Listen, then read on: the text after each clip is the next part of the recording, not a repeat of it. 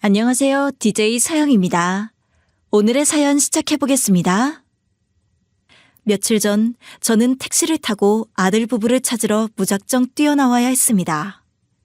그리곤 며느리를 찾아 쫓아갔고 거기서 제 아내를 드디어 만날 수 있었죠. 이게 뭐야? 이게 대체 무슨 꼴이냐고? 네 시어머니를 데려다 놓고 지금 이게 뭐냐? 너희들 대체 무슨 짓을 한 거야? 아버님, 무슨 말씀이세요? 갑자기 이렇게 화내시면 저희가 뭐라고 해야 할지. 뭐라고 해야 할지? 네 시어머니 몰골 좀 봐라. 이게 멀쩡한 사람 모습이냐? 내가 병원에 있는 동안 네 엄마를 이렇게 만들고도 네가 사람이라고 할 수 있어? 아버님, 정말 오해세요. 저희가 어머님을 이렇게 하려고 한 게 아니에요. 그냥 잠깐씩 도와주셨던 건데. 네가 그 말로 날 속이려고 해? 네 시어머니가 왜 저렇게 마르고 지쳐있는지 뻔히 보이는데 네 입에서 그따위 변명이 나와? 그때 안쪽에서 아들이 급히 뛰어나왔습니다. 저를 막아서는 아들의 얼굴에도 당황한 기색이 역력했습니다. 아버지 왜 그러세요? 진정하시고 무슨 일인지 말씀 좀. 무슨 일이냐고? 네 엄마 몰골 좀 똑바로 봐라. 네가 네 엄마를 데려다 이렇게 부려먹고도 할 말이 있어? 너 진짜 사람 맞아? 네가 부모란 걸 알면 이렇게까지 만들진 않았겠지? 아버지, 저희도 어쩔 수 없었어요. 사정이 너무 어렵다 보니 어머니께서 도와주신 건데 네가 그렇게 말하면 모든 게 해결된다고 생각하냐? 니들이 힘들다고 부모를 이렇게 혹사시켜도 된다는 거야? 네가 지금 자식이냐 아니면 부모 등골 빼먹는 놈이냐? 그 자리에서 더 이상 말을 이어갈 수 없을 만큼 분노와 실망감이 차올랐습니다. 아내의 몰골을 다시 한번 바라보니 그동안 얼마나 고생했을지 똑똑히 느껴졌고 이런 상황을 만든 자식들을 더 이상 용서할 수 없다는 생각이 들었습니다. 저는 지금 위암과 싸우고 있는 70대 남성입니다. 나름대로 고군분투하고 있는 중인데요. 누가 봐도 제 상황이 안타깝게 보일 겁니다. 그래도 다행히 가족들이 전폭적으로 저를 지지해줘서 힘을 낼 수 있었어요. 저를 보살펴주는 아내와 자주 들여다보며 안부를 묻는 아들 부부를 보면서 이 정도면 주변 사람들 잘 둔 거지 하고 감사했었죠. 하지만 최근에, 아니 사실 진작부터였을지도 모르겠지만 이게 겉모습만 멀쩡했던 거란 걸 깨닫게 됐습니다. 하늘이 저를 도우신 건지 어쩌다 한 장면을 목격하게 됐고요. 그 순간 제가 링거고 뭐고 다 빼던 기억이 생생합니다. 다급히 쫓아갔죠. 그리고 그 현장을 딱 잡아버렸습니다. 이제야 마음이 좀 놓이고 발 뻗고 잘 수 있겠더라고요. 그런데 아들 부부와의 인연을 끊는 과정은 정말 쉽지 않았어요. 솔직히 제 입으로 얘기하기도 민망하고 슬픈 일들이 참 많았습니다. 처음 암 치료를 시작할 때만 해도 희망과 의지로 꽉 차 있었어요.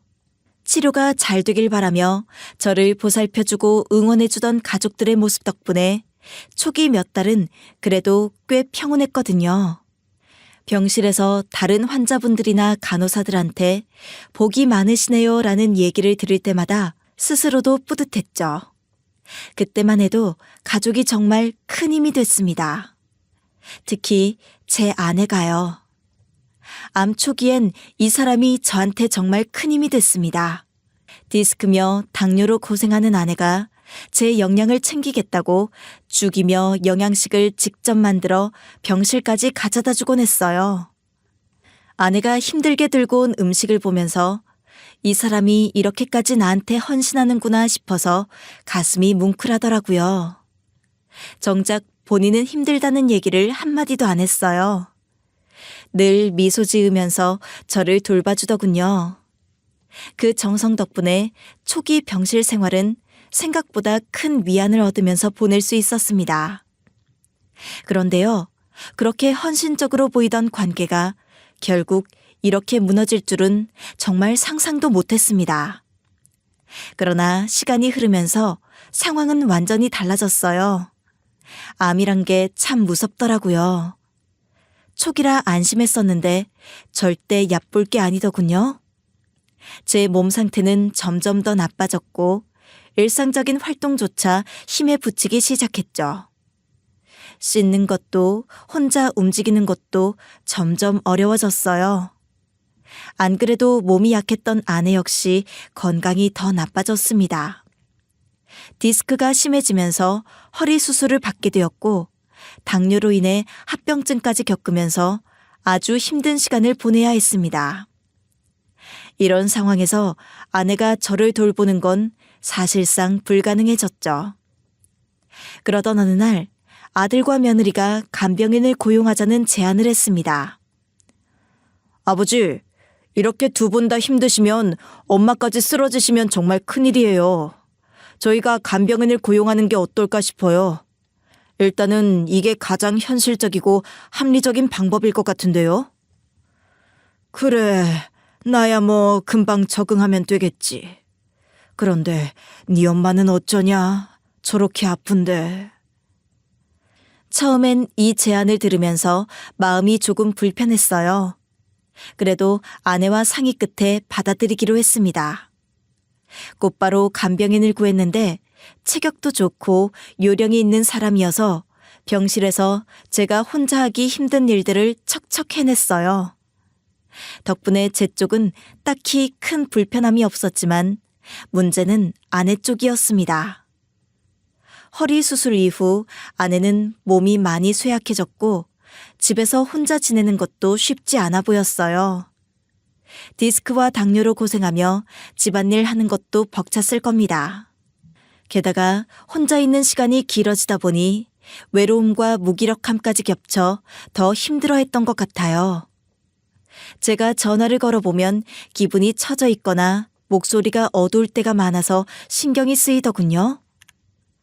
그러다 어느 날 아들로부터 또 전화가 왔습니다.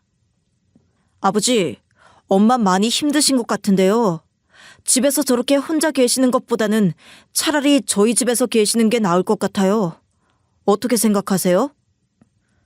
그래, 내가 옆에 못 있는 것보다는 니네랑 같이 있는 게 나을 수도 있겠지. 차라리 그게 더 좋겠다. 처음엔 이 제안이 괜찮아 보였어요. 그래서 아내는 아들 부부의 집으로 가게 되었고 저도 사람이 많은 곳에서 생활하면 외로움이 덜할 거라고 기대했습니다. 하지만 지금 생각하면 이 결정이 결국 지금의 불행을 불러온 게 아닌가 싶어 참 후회스럽습니다. 아내가 아들 부부 집에 간 후 아들은 병문안을 몇 차례 왔어요. 짧은 시간이었지만 얼굴을 보며 안부를 전해주고 챙겨주는 모습이 여전히 고마웠죠. 그런데 문제는 아내가 함께 오지 않았다는 겁니다. 엄마가 여전히 몸이 안 좋으세요. 허리 수술 후 회복이 잘 안 돼서 그런가 봐요. 많이 힘드신 것 같아요. 그렇겠지. 네 엄마가 고생이 많으셨으니 너희도 신경 쓰느라 힘들겠다. 그러나 묘하게도 아내와의 연락이 점점 뜸해졌어요. 처음엔 간간히 전화를 주고받으며 서로의 안부를 확인했는데 시간이 지나면서 제가 먼저 전화를 걸지 않으면 아내와 통화하기가 어려워졌습니다. 아니, 왜 이렇게 통화가 안 돼? 몇 번이나 전화했는데 집에만 있는 사람이 왜 자꾸 연락이 안 되는 거야? 그게 몸이 안 좋아서 그래. 무슨 중요한 일이라도 있어? 그냥 안부차 전화한 거야. 우리 맨날 붙어있던 사람이 이렇게 연락도 안 되니까 이상해서 그렇지. 그런데 통화도 짧게 끝나거나 바쁘다는 식으로 대화를 피하는 느낌이 들었어요. 몸이 안 좋아서 그럴 수도 있겠다고 이해하려 했지만 병상에 누워있는 제 입장에서는 자꾸만 신경이 쓰였습니다. 아내가 제대로 지내고 있는 건지 건강은 나아지고 있는 건지 궁금했고요. 물론 제 상황도 좋지 않았습니다. 하지만 이상하게 아내 생각이 머릿속에서 떠나질 않았어요. 누가 보면 지금 네 코가 석자야 무슨 걱정이냐 할지도 모르지만 제가 아픈 와중에도 아내 걱정이 더 컸던 겁니다. 이제는 제 몸이 조금 나아져서 아내를 돌보고 싶었는데 말이죠. 제 아들은 요식업 쪽에서 일하고 있었어요. 처음에는 작은 분식집을 운영하며 시작했는데 분식집은 비교적 자본이 적게 들고 음식 수요가 꾸준하다는 점에서 아들에게 적합한 선택이었어요. 아들은 음식에 대한 열정과 끈기로 첫 가게를 성공적으로 운영해 나갔고 손님들의 좋은 반응 덕분에 점차 사업을 확장해 나갔습니다. 처음에는 떡볶이와 김밥 같은 간단한 메뉴로 시작했지만 점점 다양한 메뉴를 개발하고 신선한 재료와 차별화된 소스를 만들어내면서 가게는 빠르게 성장했거든요. 아들은 사실 어릴 때부터 요리에 관심이 많았어요. 엄마가 해주는 음식을 먹으면서 자연스럽게 요리에 흥미를 붙이더니 결국 요식업에 뛰어들 준비를 철저히 했습니다. 첫 분식집을 열었을 때는 직원 한두 명과 함께 직접 주방에서 요리를 하며 가게를 운영하기 시작했죠. 결혼 후 며느리는 손주를 낳고 한동안 육아에 전념하며 전업주부로 지냈어요. 손주가 어느 정도 자라 기관에 들어가면서 며느리도 남편의 사업을 돕기 시작했는데요. 며느리는 결혼 전에 호텔 뷔페에서 일했던 경력을 살려 서비스와 경영면에서 큰 도움을 주더라고요. 그렇게 아들과 며느리는 협력하며 사업을 점차 확장했어요. 첫 가게가 성공한 지 몇 년 후에는 같은 지역에 두 번째 분식집을 열 정도로 성장했죠. 둘이서 그렇게 잘 꾸려가는 모습을 보니 부모 입장에서는 정말 흐뭇하고 고마운 마음뿐이었습니다. 이렇게 말하고 있는 저는 평범한 직장인이에요. 오랜 시간 한 회사에서 몸담으며 매일 정해진 시간에 출근해 정직하고 성실하게 일하며 가정을 꾸려왔습니다. 그러다 정년 퇴직 후에는 안정적인 노후를 위해 경비나 다른 일을 해볼까 고민도 했었죠. 그런데 위암 선고를 받았을 때는 정말 하늘이 무너지는 것 같았습니다. 평생 열심히 살아오면서 건강 하나만큼은 자신 있었거든요. 암이란 건 저와는 상관없는 이야기라고 여겼기에 소식을 들었을 때는 너무나 충격적이었어요. 그날 가장 먼저 떠오른 건 아내였습니다. 아내는 원래부터 몸이 약한 편이라 늘 건강이 걱정됐거든요. 결혼 후 아내는 일을 하지 않고 집에서 살림과 가정을 돌보며 살아왔는데 그런 아내가 저를 믿고 묵묵히 가정을 지켜온 게 늘 고맙고 안쓰러웠어요. 그래서인지 저는 아내를 많이 신경 쓰는 편이에요. 남들이 보면 애처가라고 놀리지만 제겐 당연한 일이었거든요. 병실에서 링거를 맞으며 또 하루를 보내고 있을 때 아내의 휴대폰으로 영상통화가 걸려왔습니다. 저는 반가운 마음에 바로 전화를 받았죠.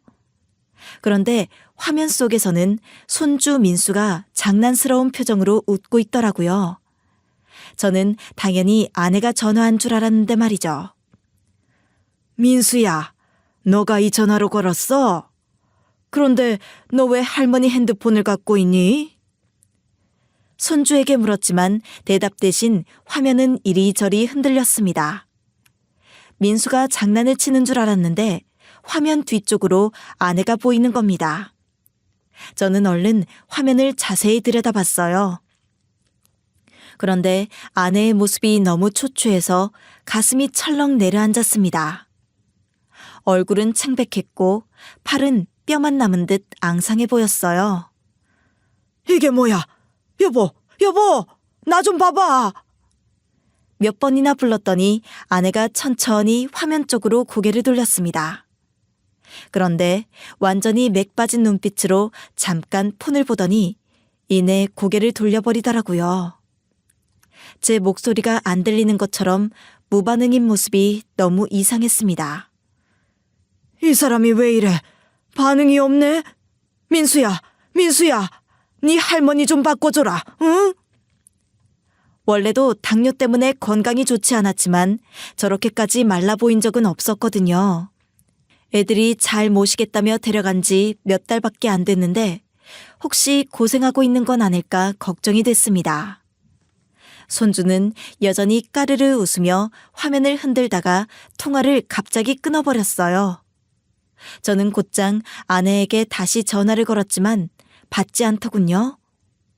불안한 마음에 바로 아들 부부에게 전화를 걸었죠. 몇 번이나 시도한 끝에 며느리가 겨우 받았습니다. 어머, 여보세요? 아버님이세요? 무슨 일로 이렇게 갑자기 전화를? 그래, 나다.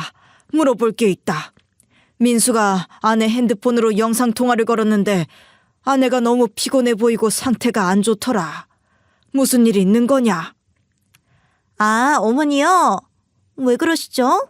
잘 지내시는데요? 민수가 장난쳤나 봐요. 별일 없어요, 아버님. 뭐? 내가 봤는데 얼굴이 너무 말라서 이상하더라. 정말 별일 없는 거 맞냐? 글쎄요. 저는 전혀 그런 거 못 느꼈는데요. 아버님, 제가 지금 나가봐야 해서요. 이만 끊을게요. 며느리의 무심한 대답에 더 불안해졌습니다. 천연덕스럽게 별일 아니라고 말하는데 더 물어볼 수도 없는 상황이라 마음이 답답했죠. 어찌 보면 저도 참 팔불출 같은 사람이죠. 그래도 아내가 평소 건강이 좋지 않았던 걸 생각하면 며느리의 말을 믿고 가만히 있을 수는 없었습니다. 아무래도 직접 눈으로 확인하는 게 낫겠다 싶어서 병원에 외출 허락을 어렵게 구했어요.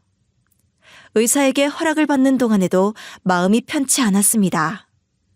결국 병원을 나와 택시를 잡아 아들 부부의 집으로 향했죠. 택시 안에서 온갖 생각이 머리를 맴돌았습니다. 도대체 왜 아내가 저런 상태인지, 당뇨인데 제대로 신경 써주지 않아 저렇게 된 건 아닌지, 아니면 혹시라도 무슨 큰 문제가 있는 건 아닌지. 생각이 꼬리에 꼬리를 물었습니다. 택시가 아들 집에 도착하자마자 초인종을 누르고 문을 두드리며 소리쳤습니다.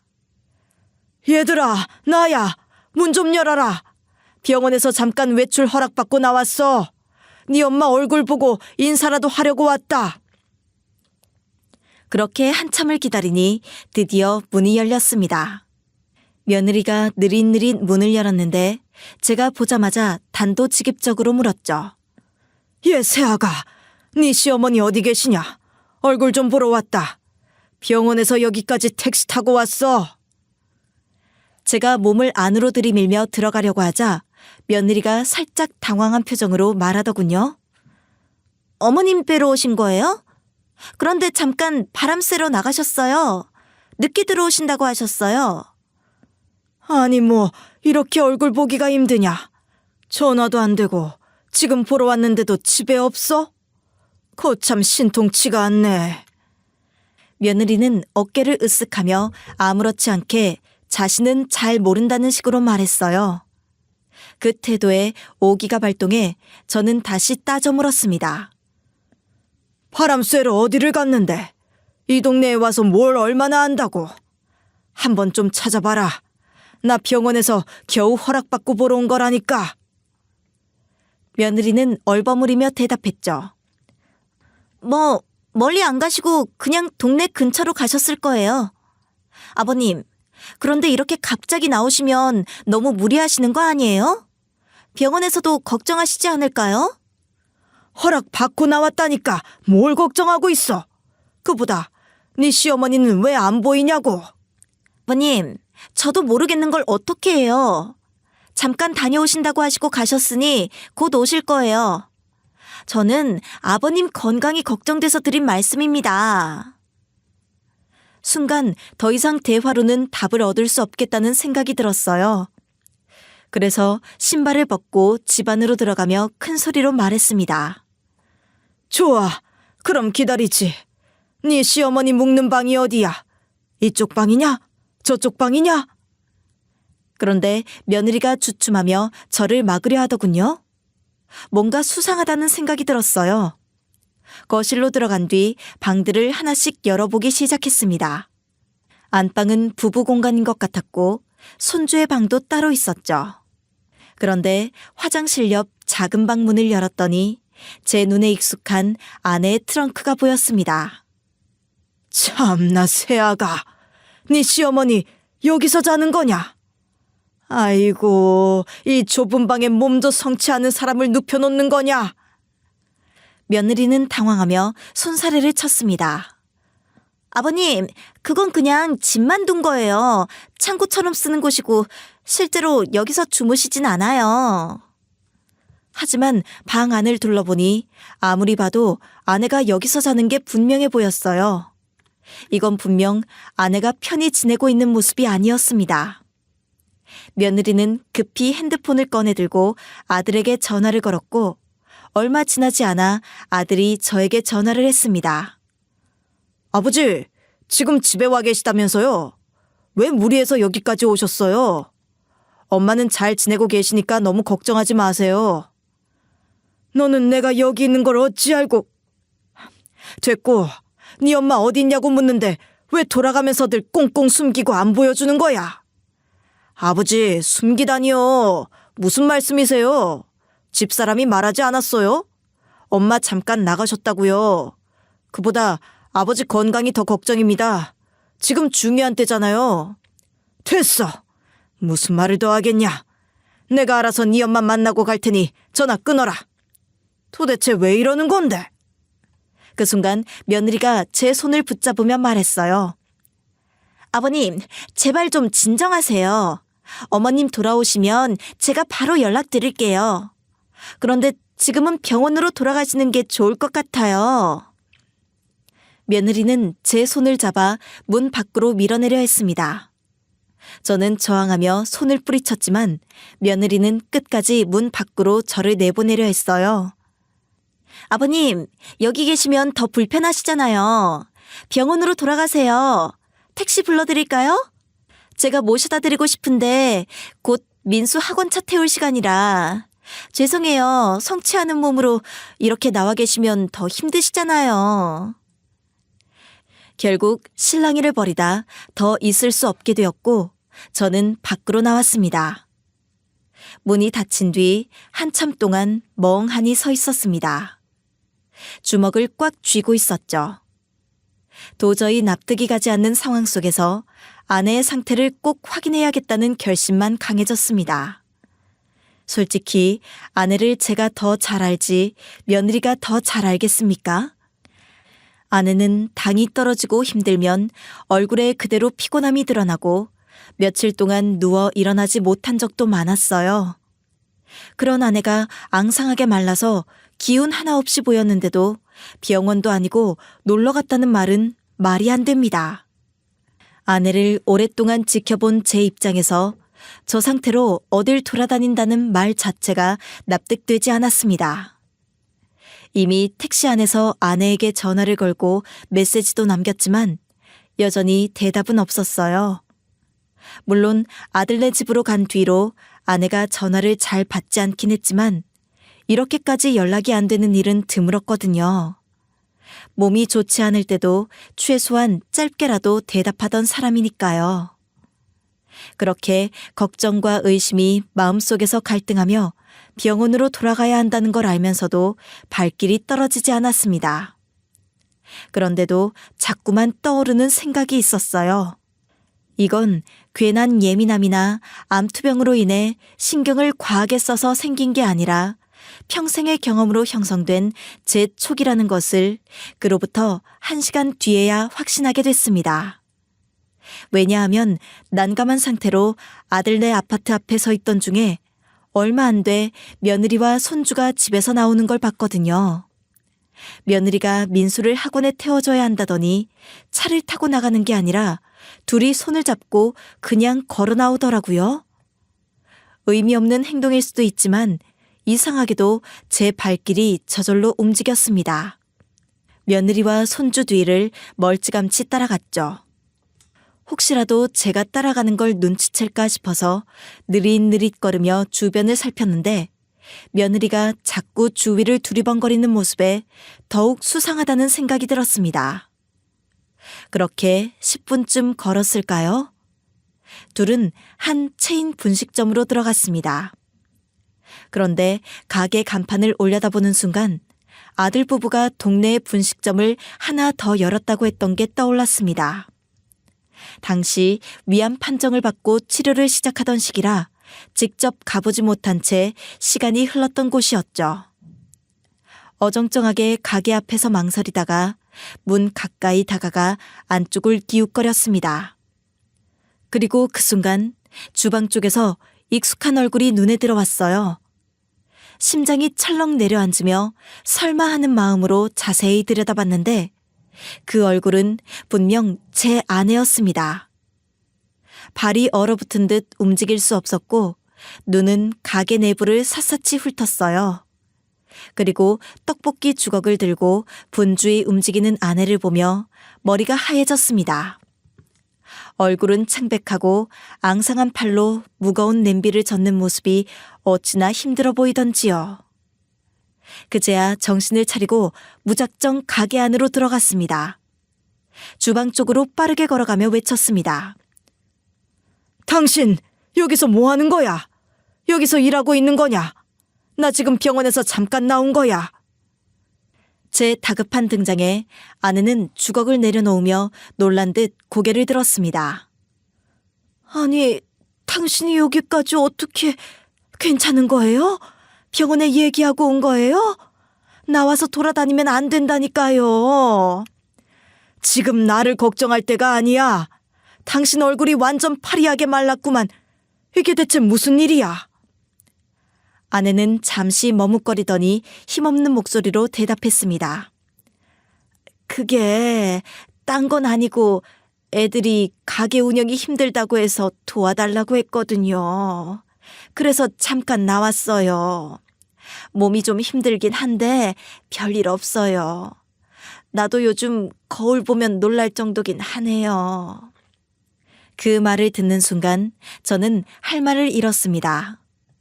아내는 피곤함이 얼굴에 그대로 드러났고 온몸에서 힘이 빠져 보였어요.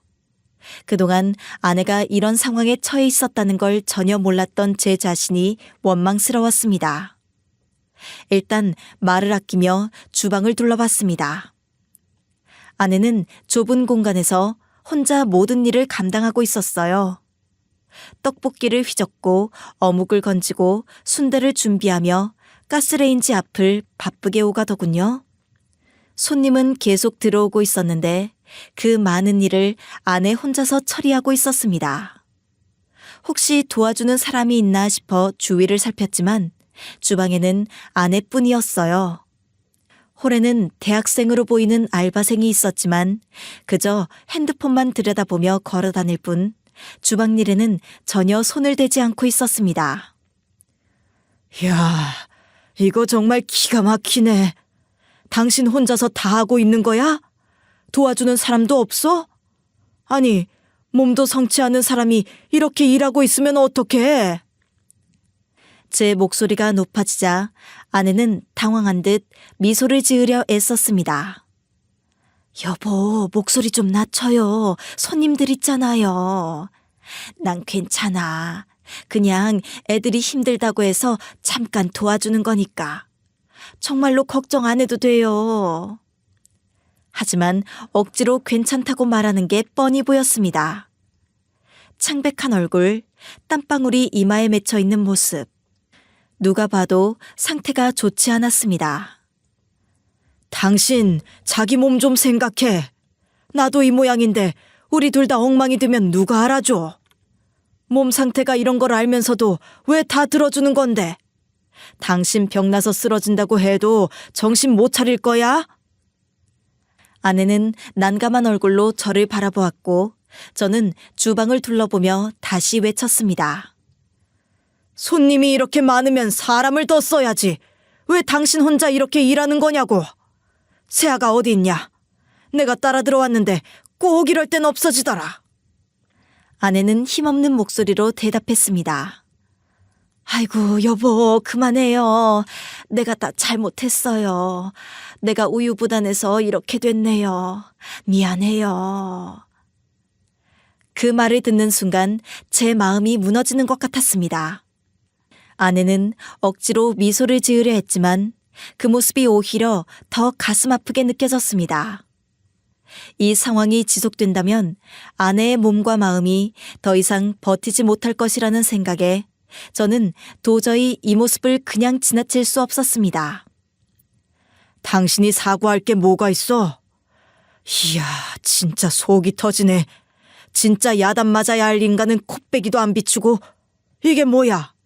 옛날에 소나무 껍데기 벗겨 먹던 시절보다 더 말라가지고 어떻게 시애미가 이런 몰골을 하고 있는데 이렇게 부려먹고 앉았대? 아휴, 이 사람 또 왜 그렇게 과하게 말을 해요. 그 정도는 아니에요, 진짜. 아무튼 저는 여기 주방에 계속 서 있다 보니 음식 냄새에 질려서 뭐 먹기도 싫고 약은 먹고 있는데도 아무튼 기운이 안 돌아와요. 그 말을 들으니 더 이상 참을 수 없었습니다. 그런데 때마침 며느리가 손주를 어디에 데려다주고 가게로 들어왔습니다. 저와 눈이 마주치자 며느리는 아주 기겁을 해가지고 순간적으로 뒷걸음질을 치더군요. 아버님! 아직 병원에 가신 거 아니셨어요? 언제 이리로... 아니, 여기는 어떻게 하시고 오신 거예요? 어떻게 알게 된 건지 말해줘. 너랑 민수 녀석 가는 거 보고 따라왔다. 내가 뭐 못 올 때 왔어? 그리고 너 설명 좀 해봐라. 대체 이게 무슨 꼴이냐? 네 시어머니가 왜 여기서 이러고 있어? 아까는 바람 쐬러 가셨다며. 이상한 게 한두 가지가 아니야 너. 며느리는 당황한 얼굴로 한숨을 쉬며 둘러댔습니다. 저기 어머니가 말씀 안 하셨나? 난감하네요. 그냥 여기 가끔 도와주러 오시는 거예요. 집에만 계시면 답답하다고 하셔서요. 잠깐 저희 가게 조금 도와주시는 거예요.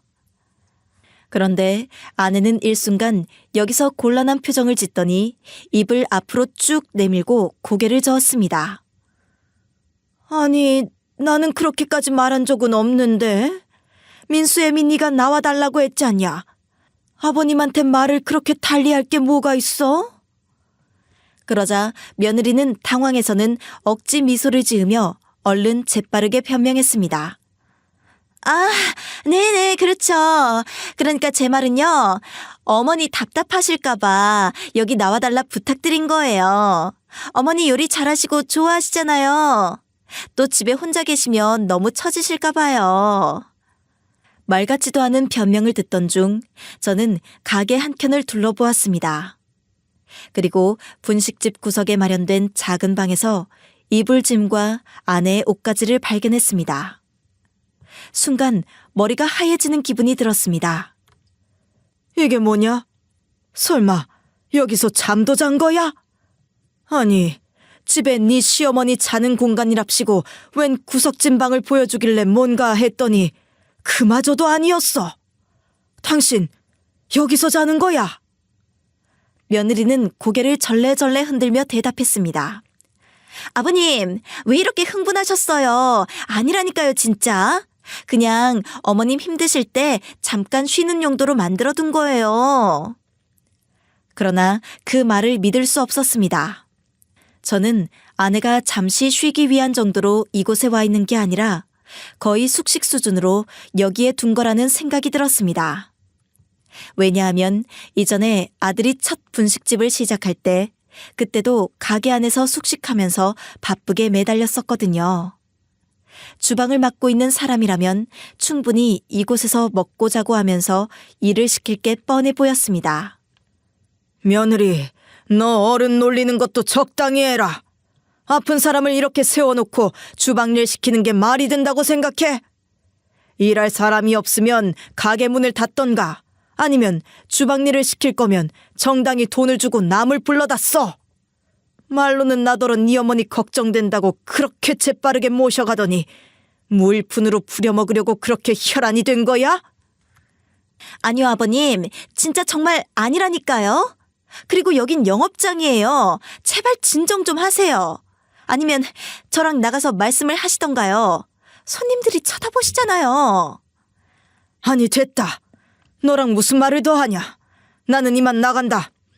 대신 네 시어머니도 함께야. 같이 데리고 갈 테니까 여기 뒷일은 죽이 되든 밥이 되든 알아서 해라. 그런데 그때 아들이 가게로 달려왔습니다.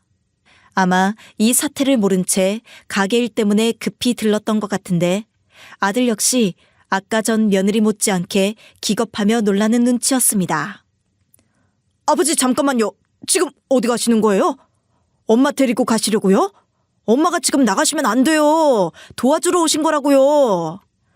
여보, 저기 아버님이 아무튼 어머니 데리고 지금 나가신대. 어떻게? 당장 주방 이모를 어디서 구해?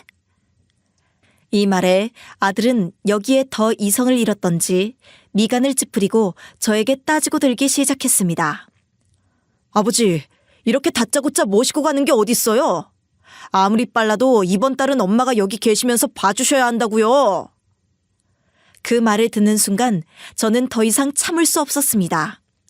그 자리에서 아들의 뺨을 올려붙이며 소리쳤습니다. 이놈 자식, 네 엄마가 네 부하 직원이야. 부모가 평생 뒷바라지하고 봐줘서 장가까지 보내놨으면 뒷일은 네가 알아서 해야지. 네 사업까지 아픈 엄마를 끌고 가서 뒤처리를 시켜야겠어. 주방 이모를 못 구하겠으면 이놈의 가게 문을 닫아. 부모 자식 도리도 못하는 게 무슨 일을 헤쳐먹겠다고 난리야. 가게 내부는 완전히 얼어붙은 상태였고 넋이 완전히 나가버린 아들은 뺨을 맞고 아무 말도 하지 못한 채 서 있었습니다. 저는 바람이 훅훅 들어오는 환자복과 패딩 사이로 서늘한 기운이 훅 끼쳤지만 이미 마음은 완전히 정해졌습니다. 주방 옆 그 초라한 쪽방에 있는 아내의 임시 짐가방을 제 손으로 챙겨들면서 다른 한쪽 손으로는 아내의 거친 손을 꽉 잡았습니다. 당신 얼른 그 고무장갑 벗어던지고 신발 바로 신어. 나랑 나가자. 아내는 힘겹게 고개를 끄덕이며 제 손을 잡았습니다. 저는 아내를 데리고 가게를 나섰습니다. 그러나 마음속 깊은 곳에서는 끓어오르는 분노와 참담함이 쉽게 가라앉지 않았습니다.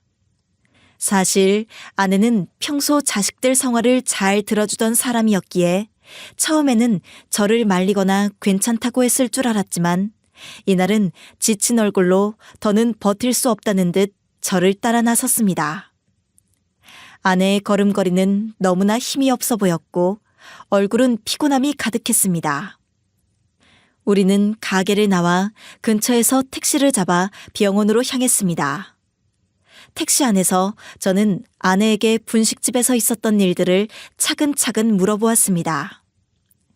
아내는 처음에는 말을 아끼는 듯 했지만 제가 계속해서 물어보자 하나씩 이야기를 풀어놓기 시작했습니다. 저기 당신, 그동안 대체 어떻게 된 거야? 왜 그렇게 혼자 일을 다 떠맡고 있었어? 그리고 돈은 제대로 받았어? 돈은 무슨...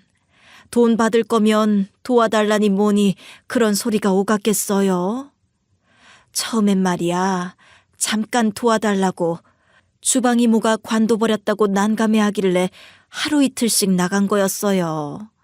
그런데 한 달 되고 두 달 돼도 주방 이모가 안 구해진다, 몇 시간만 해줘라, 좀만 더 해줘라 하더라고요. 뭐? 돈을 한 푼도 못 받았다고? 그게 무슨 소리야?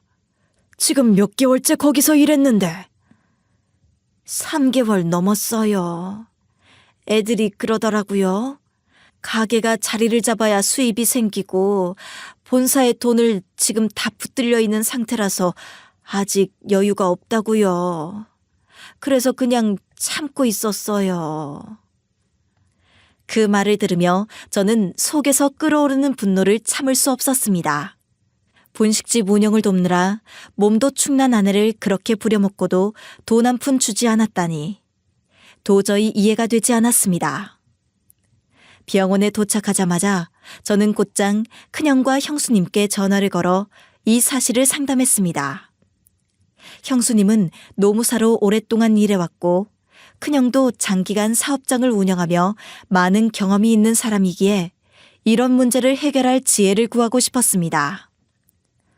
형, 내가 정말 어이가 없어서 나 아픈 동안에 정호 이 녀석이 제 엄마를 자기 집에 데려갔어. 엄마 아프니까 돌본다고 말이야. 말은 그렇게 해놓고 제 엄마를 3개월이 넘도록 분식집에서 무일푼으로 부려먹었대. 내가 지금 끌고 나오는 길이야. 이게 말이 되는 거야? 좀 알아봐줬으면 좋겠어. 형은 제 이야기를 차분히 들으며 한숨을 쉬더니 말했습니다. 그건 말이 안 되지. 재수씨, 전에도 어디 몸 안 좋아서 보험도 우리가 하는 곳 소개해주고 했던 것 같은데 꽤 견적 많이 나오지 않았어? 그 몸으로 정원의 가게에 가서 일해줬던 거야? 그 녀석 참 맹랑하네. 게다가 이 얘기를 곧장 형이 형수님에게 상담했고 형수님은 바로 전화를 바꿨습니다. 서방님, 옆에서 얘기 다 들었는데 이거 참 듣고 있기도 갑갑하네요. 정호가 동서를 3개월 넘게 일을 시키고도 돈을 주지 않았다고요? 정말 눈물 쏙 빼게 바로 잡으실 거면 일단 한번 엄포를 놓든지 아니면 정호 지금 대답하겠다는 꼴을 보니 그냥 아예 초강수로 법적으로 나서는 게 어떠실까 싶은데요. 동서 너무 가엾고 안 됐네요. 형수님의 말을 들으며 저는 더욱 참을 수 없는 분노가 치밀었습니다. 사실 저는 아들이 분식집을 운영할 때 프랜차이즈 본사에 초기 자금을 내야 한다는 이야기를 들었고 이 녀석을 도와주기 위해 퇴직금에서 5천만 원을 지원해줬던 적이 있었습니다. 아들은 대형 요식업 회사에서 성과를 올리고 자리를 잡으며 그간의 경험을 바탕으로 창업을 했기 때문에 당연히 잘 해낼 수 있을 것이라 믿고 흔쾌히 돈을 내줬거든요. 하지만 지금 와서 보니 그 돈이 제대로 쓰였는지도 의문스러웠습니다. 아들은 사업을 확장하고 있었고 경제적으로 여유가 있는 줄 알았는데 이런 식으로 아내를 부려먹고 돈 한 푼 주지 않았다는 사실이 도무지 이해가 되지 않았습니다. 형과 형수님은 아내의 상황을 듣고 반드시 이번 일을 바로잡아야 한다고 거듭 말했습니다. 일단 재수 씨가 얼마나 일했는지와 정확히 어떤 조건으로 일을 시작했는지부터 확인해야 해. 그리고 가게 운영이 어떤 상황인지도 알아봐야겠어. 네가 사업 자금으로 퇴직금까지 털어서 줬는데 정호 그 녀석 진짜 안 되겠네. 저는 조언을 듣고 마음을 다잡으며 결심했고 아내에게도 강하게 말했습니다. 여보, 잘 들어. 이제는 자식이라 해도 봐줄 수가 없어. 당신 이렇게 고생시켜놓고 뻔뻔하게 더 못 써서 난리인 것 좀 보라고. 저 녀석이 아니라 우리가 정신 차려야 할 때야. 이 말을 듣고 멀겋게 고개를 끄덕이는 아내를 옆에서 바라보니 그동안 얼마나 많은 것을 혼자 짊어지고 있었는지 새삼 느껴졌습니다. 이제는 아내를 더 이상 힘들게 하지 않기로 다짐하며 다음에 해야 할 일을 하나씩 떠올렸습니다. 그리고 전 빠르게 형과 형수님이 짚어주신 대로 분식집 운영 과정에서 신고되지 않은 부분과 세금 미납 사항들을 자비 없이 신고했습니다. 법적으로도 문제가 될 수 있는 부분을 확실히 짚고 넘어가기로 한 것입니다. 이런 상황을 두고 그냥 봐주고 넘기기에는 아들 부부가 잘못을 깨닫지 못하고 앞으로도 같은 일을 반복할 수 있다는 생각이 들었습니다. 아니나 다를까 신고가 들어갔다는 사실을 알게 된 아들이 바로 전화를 걸어왔더라고요. 이 녀석은 한껏 당황한 목소리로 수습하려 들었어요. 와, 아버지, 이건 진짜 너무하시잖아요. 이런 일을 벌이실 줄은 상상도 못했네요. 사전에 연락해 주셔서 그냥 말을 하시던지. 솔직히 저도 그날 아버지한테 할 말 많았는데 그냥 넘겼어요. 근데 이렇게까지 하실 필요가 있나요? 일단 알았고요. 제가 잘못했으니까 신고 당장 취소해 주시죠. 너 아직 사리 분별이 안 되나 보구나. 취소할 신고를 내가 왜 했겠어? 가족이랍시고 퇴직금에서 돈 5천이나 뺏어줬으면 감지덕지 감사한 줄 알았어야지. 대체 너는 그 돈 갖다 어떻게 썼길래 그렇게 운영이 힘들다고 네 엄마를 데려다 부려먹었냐? 그런 가게에 더 이상 투자고 뭐고 할 것도 없지. 남이었으면 진작 신고하고 더 일냈어. 가족이니까 이 정도 참은 거야. 아들은 이쯤에서 제가 진심이라는 걸 눈치챘는지 뒤늦게 사정사정을 했지만 저는 더 이상 대화를 이어가고 싶지 않았습니다. 이제 저와 아들 사이에는 아주 극단적인 갈림길밖에 남지 않았고 누구 하나는 아주 냉정하게 나갈 필요가 있었거든요. 결국 아들은 여기서 더 답이 없다고 느꼈던지 저를 직접 찾아와서는 눈물까지 보이며 무릎을 꿇었습니다. 이제야 순서에 맞게 용서를 구했던 거죠. 아버지, 저도 뒤늦게 이렇게 사과드리고 오기 부려서 정말 죄송해요. 제 사업이 잘 돌아가는 것처럼 보였겠지만 사실은 그렇지 않았어요. 프랜차이즈 본사에 내야 할 금액도 많았고 매출이 잘 나올 것 같았는데 예상대로 되지 않아서 너무 힘들었어요. 그래서 잠깐 엄마께 기댄 건데 아버지 말이 맞아요. 정말 잘못했어요. 그러면서 신고는 철회해달라 투자금도 시간이 걸려도 돌려주겠다고 말을 하더군요. 이렇게 들으면서 아들이 정말로 후회하는 모습인 것은 느껴졌지만 저는 쉽게 마음이 풀리지 않았습니다. 곰곰이 생각해보니 오히려 더 큰 분노가 치밀어 오르더군요. 그래, 네가 힘들 수도 있지. 사업이 잘 안 될 수도 있고 예상치 못한 일이 생길 수도 있다. 그런데 왜 네 힘든 걸 네 엄마랑 아버지 등골 빼먹어서 해결하려고 했냐? 아무리 사업이 힘들어도 그렇지 그게 부모 건강이랑 바꿀 수 있는 거야?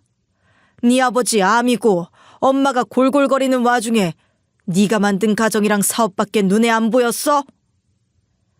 아들은 고개를 떨구고 아무 말도 하지 못했습니다. 저는 한숨을 크게 내쉬며 말을 이었습니다. 그리고 너만큼이나 네 마누라도 더 큰 문제야. 자기 시어머니가 어떤 상태인지 뻔히 알면서도 일을 시켜먹고 심지어 방 한구석에 몰아넣고 쉬게 했다고 둘러대는 게 말이 되냐? 네가 믿고 그러는 건지 말끝마다 거짓말만 해대고 요리조리 피해 나가고 둘이 얻어맞을 매를 너 혼자 맞았다고 생각해. 나는 너희 둘 다 꼴도 보기 싫다. 그리고 뒤이어 제 입장을 확실히 하며 말했습니다. 네가 뭘 하든 돈은 당장 갚아라. 그리고 신고는 취소할 생각 없어. 너희가 잘못한 대가는 받아야 한다. 이번 기회에 정신 차리고 다시는 이런 일 벌이지 마라. 내가 너한테 바랄 건 그것밖에 없어. 받을 건 받고 네 태도는 너대로 고치는 것 말이야. 책임 다하지도 않고 또 어물쩍 넘어갈 생각 마라. 끝까지 봐주지 않은 덕분에 결국 아들과 며느리는 신고로 인한 처벌과 저에게 투자금을 급히 반환하느라 여러모로 철퇴를 세게 맞았습니다. 프랜차이즈 운영과 관련된 문제는 법적인 처벌로 이어졌고 그제야 자신들의 잘못을 완전히 깨달은 것 같았습니다. 이후 저는 아내와 함께 병원에 가서 건강검진을 받았습니다. 다행히도 큰 병은 발견되지 않았고 영양 상태와 전반적인 건강 상태가 많이 쇠약한 정도라 약물 치료와 휴식으로 회복 가능하다는 진단을 받았습니다. 저는 한편으로 안도했지만 아내가 고립된 환경에서 고생했던 것을 떠올리니 다시 한번 마음이 무거워졌습니다. 이제부터는 내가 끝까지 당신 곁에서 지킬 거야. 당신 고생 그만하고 나랑 같이 천천히 회복하자. 운동도 하고 그러면서 이제 숨도 돌려야지. 그래요. 아휴, 나도 아까 병원 가서 검진 받고 결과 기다리는데 괜히 겁나는 거 있죠. 나도 미련했지. 뭐 이쁘다고 그걸 다 받아주고 해주고 있었을까. 덜컥 무슨 결과 나올까 심장이 출렁이는데 당신이 이렇게 끌어내줘서 망정이지. 아니었으면 오늘도 해달란 거 다 해주고 구석방에서 아프다고 앓고 있었을 거예요. 이렇게 저와 아내는 서로를 다독이며 함께 재활치료와 건강관리에 집중하며 조금씩 회복해 나갔습니다. 그리고 퇴원 후에는 형 부부를 따로 만났는데요. 아내와 함께 소정의 선물을 준비해 감사 인사를 드렸습니다. 형과 형수님은 처음부터 끝까지 상황을 봐주고 조언을 아끼지 않았고 진심으로 안타까워해 주었으니까요. 형수님, 정말 감사해요. 덕분에 잘 마무리하고 이제 아내와 저도 한숨 돌릴 수 있게 됐습니다. 형은 제 어깨를 슬슬 다독여주며 말했습니다. 가족끼리 뭘 그런 걸 따지냐? 이제 잘 살아. 아내 잘 챙기고 너도 무리하면 안 돼. 치료하고 나온 지 얼마 안 됐잖아. 자식이 여러모로 속썩였으니까 이제 신경 안 쓰고 편히 사는 시간도 보내야지. 당분간 잊고 지내. 형 말 맞다나 이후로 우린 아들 부부와는 완전히 인연을 끊었습니다. 이들의 잘못과 뻔뻔한 태도를 용서할 수 없었고 더 이상 관계를 유지할 필요도 느끼지 못했으니까요. 부재중 전화도 몇 통 걸려왔지만 적어도 몇 년간은 얼굴 볼 일이 없다고 생각되네요. 이제는 그저 아내와 함께 건강을 회복하고 남은 시간을 우리 기준 안에서 그냥저냥 편안하게 지내는 게 소망입니다. 그럼 여기까지 들어주셔서 감사드리고 모두 건강하십시오.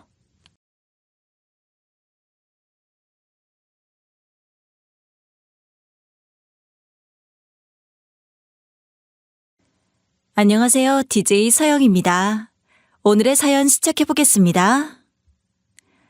안녕하세요.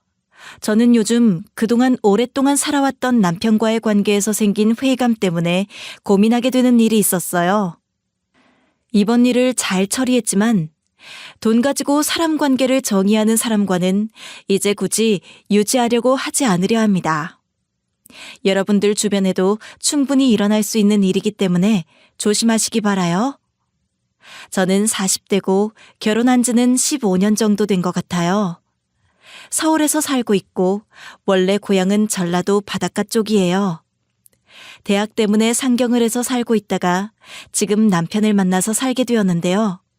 남편은 사업으로 성공하고 싶은 마음이 많은 사람이라서 어릴 적부터 이거저거 많이 건드려 봤었대요. 지금은 의약품 유통업을 하고 있는데 이것보다 더 좋은 게 있으면 갈아탈 생각을 하고 있죠. 이번 달에는 조금 수입이 줄었네. 허리띠를 졸라매고 살아야겠다. 그래.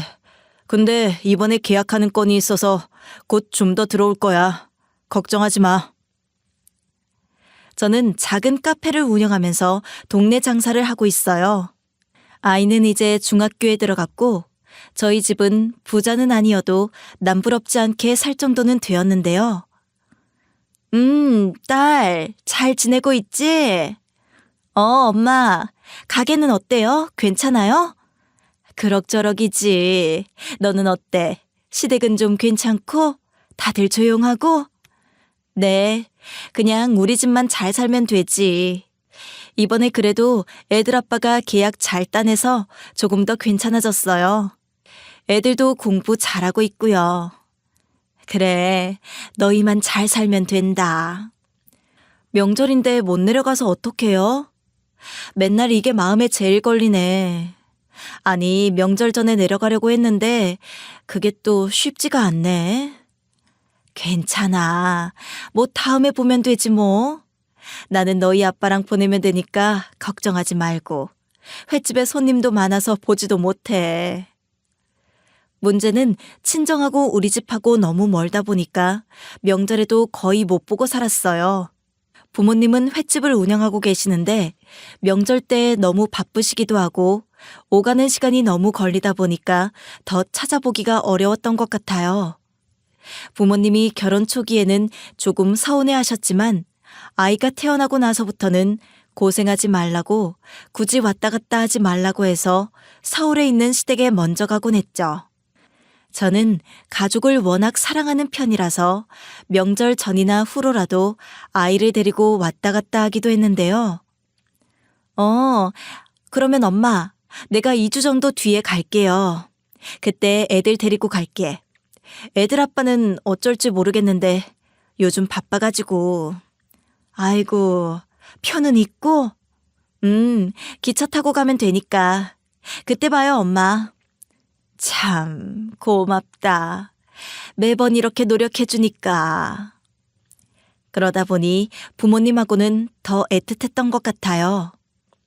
횟집이 한창 잘 되어서 그 지방에 있는 아파트도 가지고 계시고 땅도 조금 가지고 계셨는데요. 남편은 항상 그 횟집을 언젠가는 물려받고 싶다는 말을 자주 했어요. 그 터에서 오랫동안 장사를 해왔다면 이대를 걸쳐서 해도 잘 될 거라고 했죠. 하지만 아버지는 그런 성격은 아니셔서 일을 오랫동안 도와줬던 직원에게 넘겨줄 생각을 하고 계셨는데요. 저는 둘 다 상관없고 우리 일은 우리가 해야 한다는 주의라서 아버지의 선택을 존중했죠. 그런데 최근에 다시 가게를 정리해야 한다는 이야기가 나온 거예요. 아빠가 횟집을 정리하시려나 봐. 나도 잘은 모르겠는데 두 분이서 고민을 하시나 보더라고. 그래? 그럼 그걸 누구한테 넘기신대? 아직 그런 생각이 없으신 것 같던데? 그냥 나이가 드시고 건강이 안 좋아지시니까 그러고 싶다는 말을 하신 거 아닐까? 지금이 기회네. 여보, 지금이 기회야. 우리가 이걸 잘 잡아야 해. 나도 그러고 싶은데 아빠 뉘앙스 들어보면 우리한테는 안 물려주실 것 같아. 거기 수고한 직원들도 있고 팔려면 팔았지 자식들한테 물려준다는 생각을 안 하시는 것 같던데? 그래도 우리가 잘해서 얻어야 해. 장인어른이 당신을 좀 예뻐하셔? 100% 물려줄 때 되면 당신한테 줄 건데 우리가 그 부지에서 새롭게 시작해보자고. 그때까지 나는 돈을 열심히 모아놓을 테니까. 아빠는 그럴 생각도 없는 것 같은데 그냥 우리가 욕심 덜 가지고 살면 안 돼? 희망을 놓지 말자는 거지. 당신도 잘 살면 좋은 거 아니야? 장인어른이 언제까지 일을 하실 수도 없는 거고 우리가 이어서 하면 좋은 거잖아. 너무 딱 끊어서 생각하지 마. 남편은 아쉬운 기색이 역력했지만 포기하지 않아야 한다는 생각을 가지고 있었어요. 남편은 아버지의 환심을 사려고 엄청 노력하곤 했는데요. 가게 정리 소리가 나면서부터는 홍삼이고 소고기고 아버지에게 가져다 바치기 시작했어요. 택배로 매번 물건을 보내면서 전화로 알랑방구를 끼니까 아버지도 기분은 좋으셨던 것 같아요. 하지만 가게를 넘길 생각은 없으신 것처럼 보였는데요. 장인어른, 또 뭐 도와드릴 건 없을까요? 뭐 드시고 싶으신 거 있으면 말만 하십시오. 고마운데 이렇게 하는 게 내 딸을 사랑하고 나를 위한 거면 고맙게 받겠지만 다른 걸 원하는 거면 어려울 수도 있어. 아이, 제가 뭘 원하겠습니까, 장인어른. 그저 사위의 사랑이라고 생각하고 받아주십시오. 참, 과하게 하지 않아도 되니까 오버하지 말라고. 그냥 편안하게 있어. 지금 너무너무 편합니다. 장인 장모님과 같이 있는 시간이 제일 편하죠. 그건 그렇고 요즘 몸은 좀 어떠세요? 뭐 똑같지. 나이가 드니까 무릎도 안 좋고 어깨도 아프고 고혈압도 다시 도지고. 이 양반 당뇨도 있어서 큰일이야. 하여튼 술을 끊으라니까. 뭘 그래? 유전적인 게 있는 거지. 건강관리 좀 해야겠어. 장인어른, 그럼 저랑 골프라도 천천히 한번 하시겠습니까? 아이고, 멀리 사는 사람이 뭘 하려고. 제가 매주 내려와서라도 장인어른의 건강을 책임지겠습니다. 남편이 조금 오버한다고 생각도 들었지만 그래도 장인어른에게 잘하고자 하는 사위의 마음을 나쁘다고는 할 수 없기 때문에 그냥 지켜보고 있었죠. 아빠, 그이가 조금 난리를 쳐도 그냥 예쁘게 봐주고 넘겨요. 뭘 하려고 하지는 말고 안 그래도 되니까. 나도 생각은 없는데 하도 저렇게 강아지처럼 졸졸 따라다니면서 잘 보이려고 하니까 보응을 안 해주면 큰일이 날 것 같으니까 그렇지. 참, 저렇게 하는 것도 쉽지 않을 텐데. 원래 저런 사람이야. 일할 때도 저렇게 해요. 그니까 너무 부담 가지지 마셔요. 참. 그리고 물려줄 사람이 없는 것도 맞지. 예뻐 보이려고 하는 사람한테 모른 척 할 수가 있나. 아이, 됐다니까. 걱정 말라니까. 아버지도 미안한 마음에 조금이라도 생각을 해보려고 하시는 것 같았어요. 저는 부담 가지지 말라고 말씀드렸죠. 사실 남편이 사업 수완이 좋은 편은 아니에요. 그래서 돈을 잘 벌 수가 없는 구조인데 자기 탓은 하지 않고 매번 아이템, 주변 사람들, 돈 이야기만 하는 게 답답했어요. 아빠 가게를 물려받으려고 하는 것도 사실은 그걸 가지고 말아먹을까봐 걱정이 되어서 말리는 것도 있었어요. 이 정도면 잘했겠지? 박민수, 정말 수고했다. 그래도 우리 아빠 어림도 없을 거야. 그리고 사업을 그렇게 크게 해서 뭐 하려고. 지금 있는 거라도 잘하려고 해보시지. 그래도 남자가 규모 있는 걸 좀 운영도 해보고, 응? 그래야지. 능력이 있어야 되지. 뭘 배우는 기간도 없이 큰 걸 맡으면 위험하다고. 어허, 남편이 한다고 하면 그냥 따라와야지. 뭘 따라가긴 따라가. 지금 있는 것도 버거워서 내가 맨날 이리저리 도와주는 거 몰라? 아이고, 당신은 나한테 힘이 되어주지는 못할 망정 그렇게 말을 하고 싶어?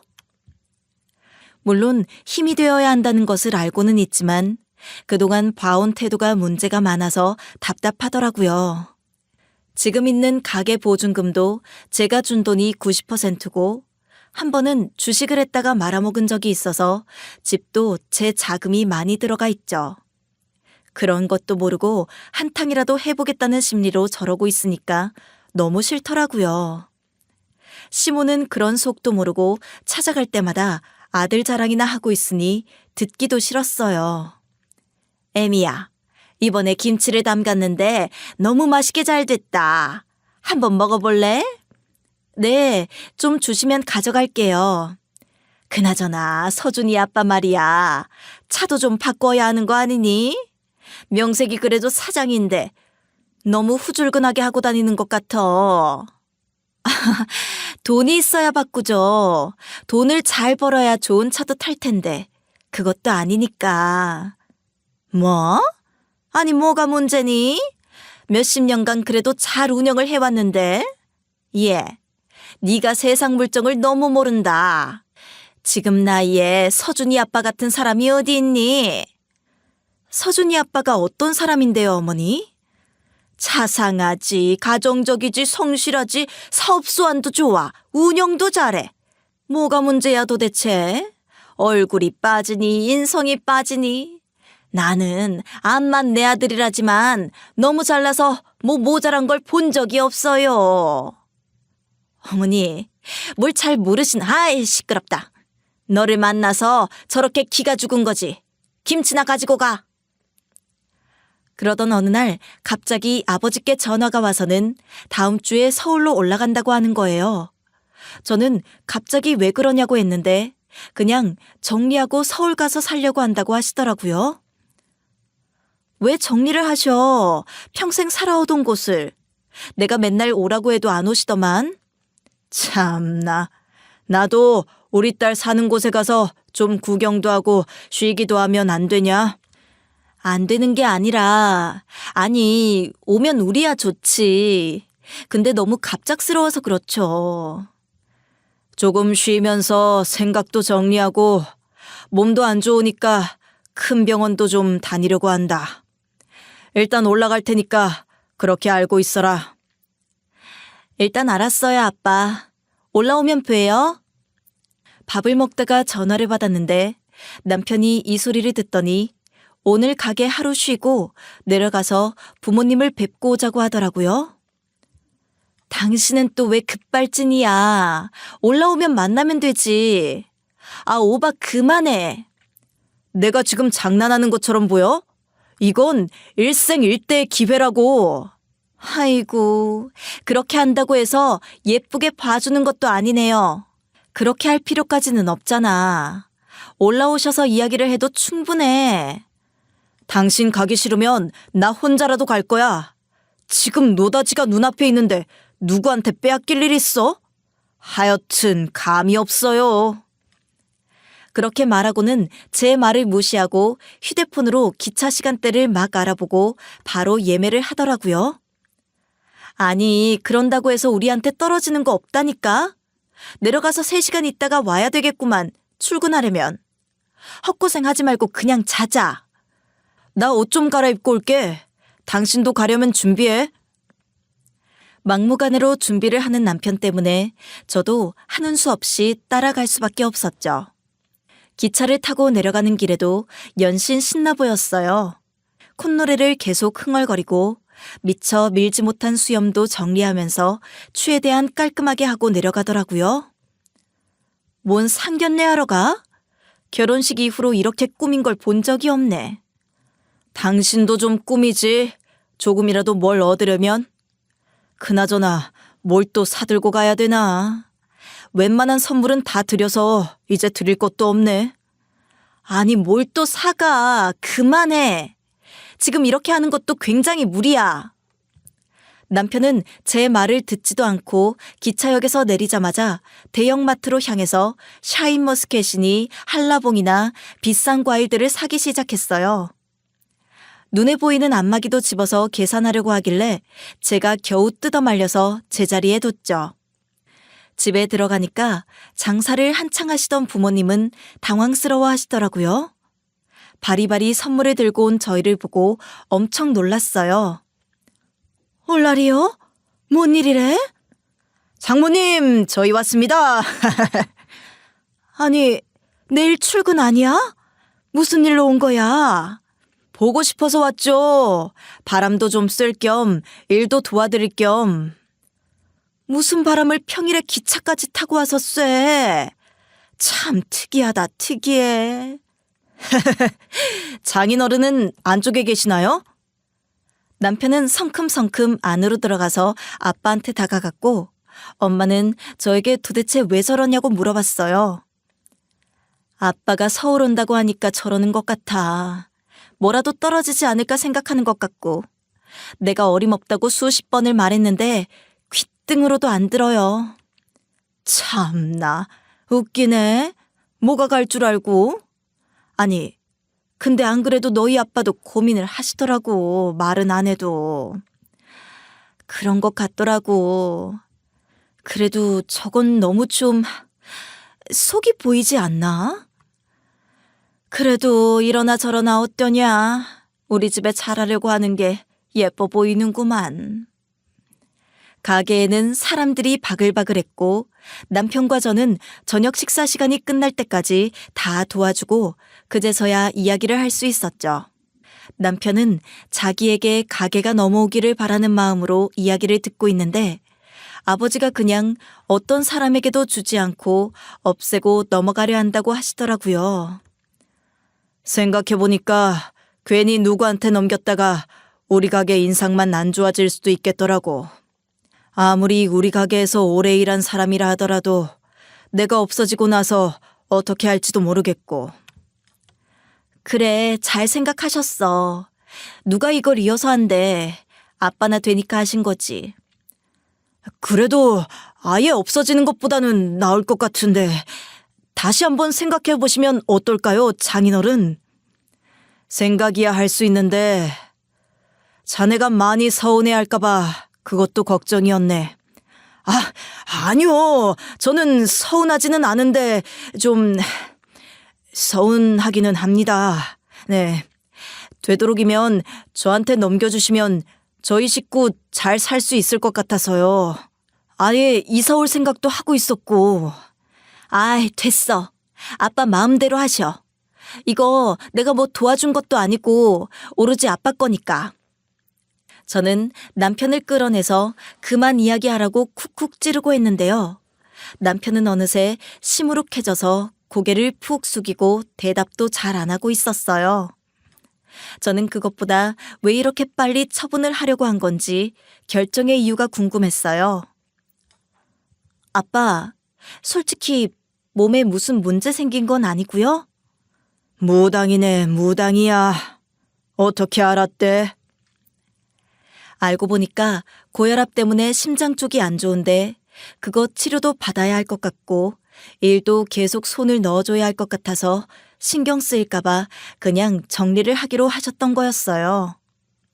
저는 이런 것도 몰랐다는 게 마음이 참 아프더라고요. 딸이라는 게 자기 살기 바빠서 부모님 건강도 신경을 안 쓰고 사위라는 인간은 돈에만 눈이 멀어 잘해준다는 게 아빠 입장에서는 서글프게 느껴질 수도 있겠다 싶었어요. 아빠, 그런 이유면 빨리 와서 저희랑 있어요. 고맙다. 우리 딸 있는 곳으로 가야지. 남편은 뭔가 더 자기에게 떨어지는 게 없는지 기대하는 것 같았는데 아버지가 단호하게 그럴 일 없다고 하시니까 굉장히 서운해하는 티가 나더라고요. 아빠, 저희 이만 갈게요. 나오지 마시고 서울 올 때 말씀하시고요. 그래. 박서방도 조심히 가게. 오늘 내려와줘서 고맙네. 예, 다음에 봬요. 남편은 가게 들어갈 때와 나올 때 태도가 너무 달라져 있었어요. 부모님도 느끼시는 것 같지만 크게 반응을 해주시지 않는 것 같았죠. 돌아오는 기차 안에서 서운한 티가 팍팍 나더라고요. 그래서 제가 기분을 풀려고 이런저런 이야기도 걸었지만 저에게 불평불만을 쏟아냈죠. 아니, 아무리 그래도 그렇지. 너무하신 거 아니야? 어떻게 장인어른은 그럴 수 있어? 자기가 이렇게 노력하는데 생각이라도 해주실 수 있는 거 아닌 거냐고. 굳이 우리한테 줘야 할 필요도 없지 않나? 엄연히 아빠 재산인데. 진짜 이 순간까지 그렇게 말을 해야겠어? 당신이랑은 대화가 안 된다. 같이 잘 살아보자고 하는 건데. 아니 뭐 그런 게 있어야 잘 사는 거냐고. 우리가 능력이 있어야지. 남편은 그러거나 말거나 등을 돌리고 있더라고요. 그 뒤로는 저랑도 대화를 하지 않고 친정 이야기를 꺼내지도 않았어요. 부모님도 더 이상 연락이 오지 않는 것에 대해서 속이 보이는 거 아니냐며 씁쓸하게 웃으시더라고요. 미안해요. 나도 이번에 다시 봤네. 너무 애 같은 것 같아. 그래, 그래도 티내지 말고. 남자들 다 애 같잖아. 엄마, 근데 서울로 오시면 집을 사시게요? 어떻게 하시려고?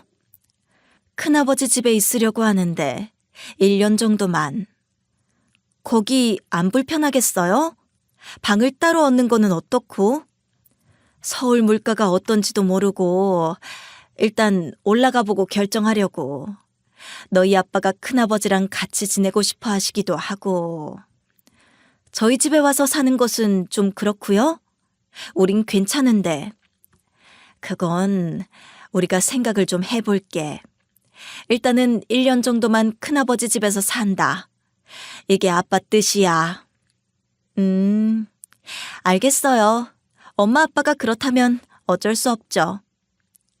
남편은 이 뒤로 저랑 더 이상 부모님의 식당에 대해서 이야기하지도 않고 같이 밥을 먹는 일도 없었어요.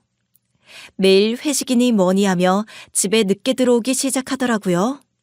저는 일이 바빠서 그러는 걸 거라며 넘어갔지만 좀 느낌이 쎄하더군요. 오늘도 늦는다고? 이거는 좀 심하지 않아? 아니 당신 무슨 태도가 손바닥 뒤집듯 그래? 내가 뭘 어떻다고 그러는 거야? 바깥에서 시간 좀 보낸다고 그렇게 말하냐? 아니 그렇잖아. 상속 못 받는다고 하니까 쫌생이처럼. 뭐 쫌생이? 그럼 너네 집은 뭐 얼마나 아량이 넓어? 나는 이번 일로 나를 어떻게 생각하는지 잘 알았고 나도 내 살 길 찾아야지 뭐. 네가 그랬잖아. 있는 거나 잘하라고.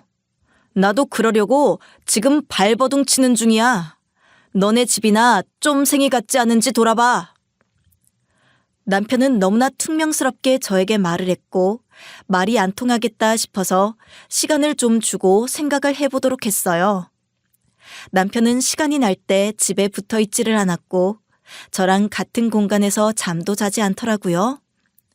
따로 소파에서 자거나 다른 방에 이불 깔고 있겠다면서 고집을 부렸어요. 아니 뭘 그렇게까지 해? 그냥 좀 풀면 안 되냐고. 말 걸지 마라. 진짜 짜증나니까. 뭐 짜증? 아니 너무 심한 거 아니야? 조용히 하고 잠이나 자. 그때부터 시댁으로 주말마다 가서 시모와 시댁 식구들과 식사를 하고 저를 부르지도 않더라고요. 서운하니까 그 정도 할 수 있겠다 싶었는데 동서가 하는 말을 듣고 사태가 심각해지고 있는 것 같았어요. 아, 글쎄, 형님 없을 때 돈을 얼마나 많이 쓰는지 몰라요. 뭐라고 했더라? 그동안 장인 어른한테 공을 들였는데 이제는 그럴 필요가 없다면서 술을 얼마나 많이 먹는지. 집안 사람들도 다들 형님네를 안 좋게 봐서 걱정되더라고요. 그이가 그렇게까지 말을 했다고? 네, 이게 전달을 그 정도로 못 드려서 그렇지 질리니 어쩌니 하면서 헤어질까 말까 생각 중이라고 하길래 제가 말을 돌려버렸어요. 집안 어르신들이 형님한테 다 화살을 돌릴까 봐요. 저는 그날 밤 이 남자가 나를 돈으로밖에 생각을 안 했다는 걸 확실히 알게 되었어요. 당신, 시댁에 가서 도대체 나에 대해 뭐라고 하고 다니는 거야? 뭘 또 난리야? 내가 우리 집 가서 하소연도 못하냐? 너처럼 말도 못하고 살길 바래? 아니, 왜 흉을 보느냐고. 당신 정말 나랑 갈라서려고 작정이라도 했어? 도대체 그렇게까지 선을 그어가면서 할 필요가 있어? 네가 갈라서는 걸 생각하고 있었나 보네. 니네 집이 사위 보기를 못같이 보니까 이런 대우를 하지. 뭐? 정말 바닥이구나. 나랑 가족이 된 게 아니라 돈으로 우리 집을 본 거니? 그럼 너네 집은 내가 뭘로 보이는 걸까? 내가 노력한 대가는? 내가 아주 광대 같았겠다. 비위 다 맞춰주고 웃으라 하면 웃고 울라고 하면 우는. 그걸 내가 시킨 거는 아니잖아. 당신이 좋아서 한다고 한 거 아니었어? 또 다 내 탓. 조용히 해라. 진짜 너랑 살기 싫어지려고 하니까. 계속 말해봐 어디. 확 쫓아내버리려니. 남편은 문을 쾅 닫고 나갔어요. 이전에 제가 알던 모습이 아니라서 너무 당황스러웠죠. 결혼할 때에는 간이고 쓸개고 다 빼줄 것처럼 하더니 이제 와서는 태도가 저렇게 180도 달라지다니. 몇 주간 냉전이 이어졌지만 저는 시댁에 그래도 노력하려고 했어요. 아이도 있고 가정을 지키고 싶었거든요. 이 정도 안 싸우는 부부가 있나요? 저는 남편하고 대화도 더 시도하고 시댁에도 더 자주 갔어요. 시모는 제가 뭘 사들고 가면 냉랭한 태도를 보였죠. 견디기 힘들었지만 한번 마음을 잡아보려 했는데요. 어머니, 그래도 그렇게 냉랭하게 대하실 필요는 없잖아요. 애들 아빠 하나로도 힘든데. 그래, 말이 나왔으니 해보자. 사돈은 그게 그렇게 아까웠다고 하시든 나 같으면 말 안 해도 주려고 했을 텐데. 그러면 어머니가 모아두신 걸로 주세요. 저는 그건 우리 재산도 아니고 어머니가 말씀하실 부분도 아닌 것 같은데요. 이거 봐. 가정교육이 이래서 중요해요. 남편 잡아먹으려고 했던 집안이 뭐 시댁은 좋게 보겠냐 이거야. 아주 무서운 줄 모르고 기어오르네. 이것도 필요 없어. 당장 나가. 저도 화가 나더라고요. 시모가 던져버린 물건 다 싸서 집으로 와버렸어요. 그리고는 일정 정도 발길을 끊었죠. 아니, 너무 화가 나. 어쩜 사람들이 다 속물 같아 저렇게 해? 그러게, 진짜 너무한 거 아니니? 그리고 네가 그 집에 가서 한 건 뭔데 그럼? 그걸 다 모른다 손치더라도 뭐 우리 집하고 비즈니스 관계냐고. 서운해도 그렇지 어른들이. 너 그러다가 크게 뒤통수 맞을 수도 있으니까 미리 대비해야 돼. 그 정도 반응 나온 사람들이라면 이미 눈 돌아간 걸 텐데 너한테도 어떻게 할지 모른다. 설마 진짜 그렇게 하면 나 가만히 안 있을 거야. 그즈음 부모님이 상경을 하셨고 저는 모시러 마중을 나갔어요. 남편은 그날 전화도 안 받고 콧배기도 보이지 않더라고요. 비행기 착륙 시간이 가까워올 때쯤에는 폰을 아예 꺼놨더라고요. 아무렇지도 않은 티를 내야 했기 때문에 담담한 척 부모님을 맞이했죠. 엄마, 아빠, 잘 오셨어? 안 불편했고? 너 혼자 나왔냐? 응, 그치. 또 누가 나와야 해? 그놈 자식은 속이 그렇게 좁아서 뭘 어떻게 하려고 그러는 거야? 아니에요. 바빠서 그래, 바빠서. 뭘 바빠? 이 정도 시간도 못 내? 어떻게 사람이 일어나며 서운해하셨지만 명절 때 다시 풀면 되지 않을까 생각을 했어요. 제가 흔들리면 이 가정도 흔들리니까 더 요동치고 싶지 않았던 것 같아요. 아빠도 내심 사위에 대해 기대를 하고 계셨던 면이 있다 보니까 그렇다고 생각이 들었어요. 아무리 내가 싫어도 우리 엄마 아빠 오셨을 때는 나와 볼만 하지 않아? 바빴어. 일은 해야 할 거 아니야. 돈을 벌려면. 돈? 너는 인간성이 글러먹었어. 가족을 먼저 챙겨야지. 무슨 가족? 내가 그 집안 가족이 맞기나 한가 모르겠네.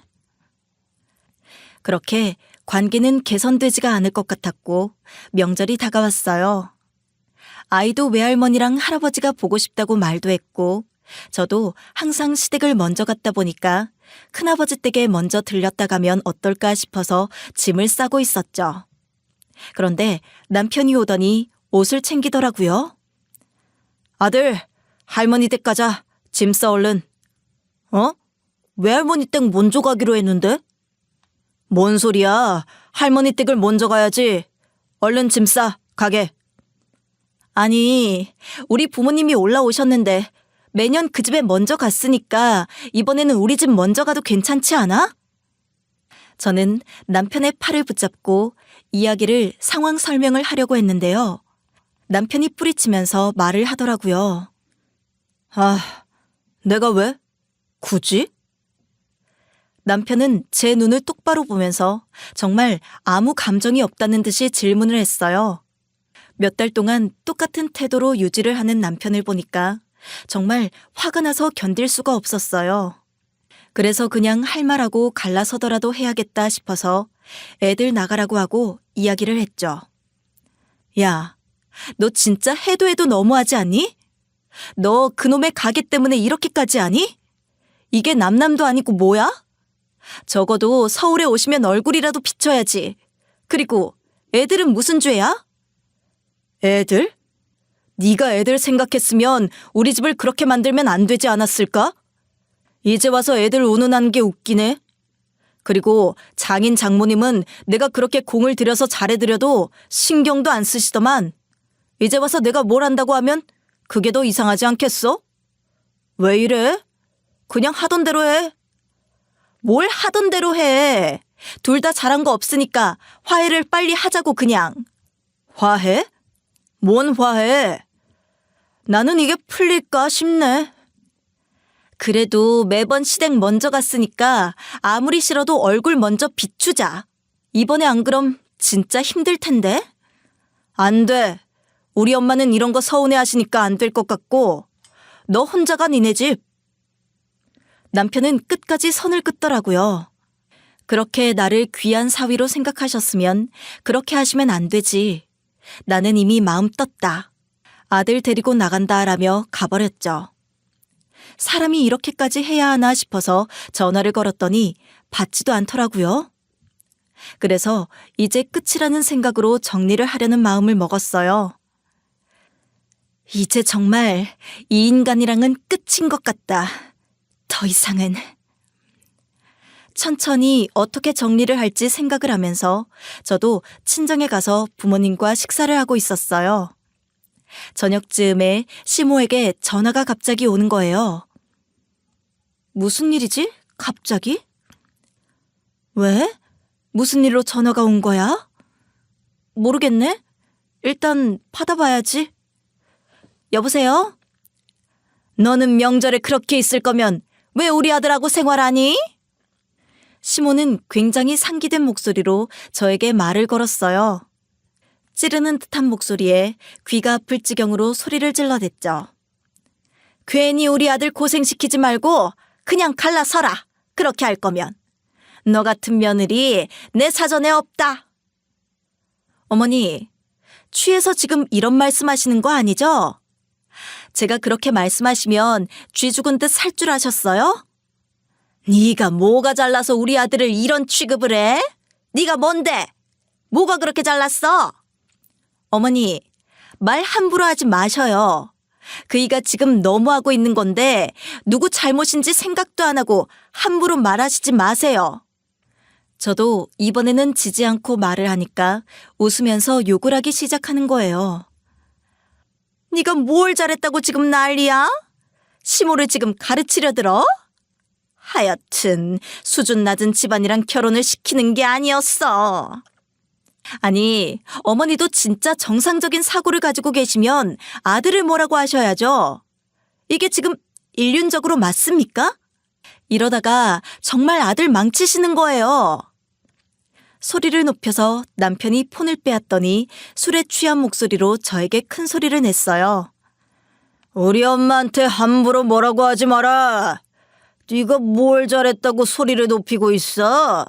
확 내쫓아버리려니까. 해외로 지금 나가려고 예약하고 있는데 너는 그동안 집안 청소 다 해놓고 반성 좀 하고 있어. 보자 하니까 안 되겠어. 어디서 지금 엄마한테 큰 소리를 내? 아들은 내가 데리고 다녀올 테니까 그렇게 하라. 그렇게 말하고 전화를 끊어버리더라고요. 부모님은 저를 보고 어떻게 할지 기다리시는 것 같았는데 저는 이제 이 관계는 끝났다는 생각이 들어서 바로 집으로 들어가서 남편이 오기까지 기다렸어요. 조금 있으니까 오길래 말했죠. 야, 너 지금 너무 선 넘고 있다. 그만해. 그리고 원래 그거 우리 것도 아니었어. 해외여행은 또 뭐냐? 네가 무슨 돈이 있어서? 아, 몰라 됐고. 신경 꺼. 네가 뭔데 나한테 상관이야? 내 돈 내 맘대로 쓰겠다는데 보태준 거 있냐? 선 넘지 말라고 충분히 경고했어. 그러던지 말던지 안방에 가서 짐을 싸더라고요. 너 회사 자리도 월세 때문에 쩔쩔매는 인간이 무슨 돈을 그렇게 쓴다는 거야? 월세 내가 매번 빌려주고 내주고 하는 거 몰라? 남편에게 가까이 다가가서 소리를 지르니 저를 밀쳐버렸어요. 너는 우리 엄마한테 사과부터 해. 며느리로서 네가 오늘 한 일이 뭐야? 내일 여행 모시고 나갔다 올 테니까 오는 날 공항에서 기다리고 있어. 네가 진짜 나랑 살고 싶으면 무릎 꿇고 기다려. 아무 소리 말고. 너 이대로 나가면 이혼이다. 다시 말 안 한다. 어? 해? 빈털털이 아무것도 떨어질 것 없는 사람들한테 내가 왜 잘해야 하는 거야? 남편은 고래고래 소리를 지르는 저를 뒤로 하고 그냥 짐을 싸서 나가버리더라고요. 저는 억울해서 한숨이 절로 나오고 화가 머리 끝까지 났어요.